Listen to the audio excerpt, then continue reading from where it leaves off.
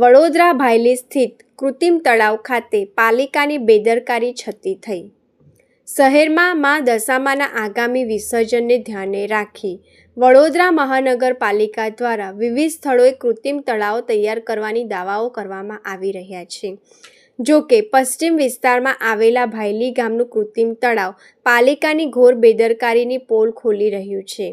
તળાવની આસપાસ ગીચ રહેણાંક વિસ્તાર આવેલો હોવા છતાં પાલિકા તંત્ર દ્વારા હજુ સુધી અહીં કોઈપણ પ્રકારની પ્રાથમિક સુવિધાઓ કે સુરક્ષાત્મક વ્યવસ્થા ઊભી કરવામાં આવી નથી।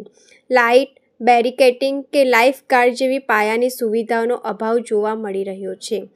વિસર્જનના આડે હવે ગણતરીના દિવસો બાકી છે ત્યારે તંત્રની આવી ઉદાસીનતાને કારણે શ્રદ્ધાળુઓની સુરક્ષા સામે મોટો પ્રશ્નાર્થ ઊભો થયો છે।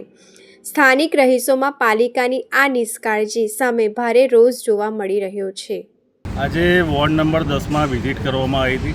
ભાયલી વિસ્તારમાં કોર્પોરેશન દ્વારા કૃત્રિમ તળાવ બનાવવામાં આવ્યું હતું।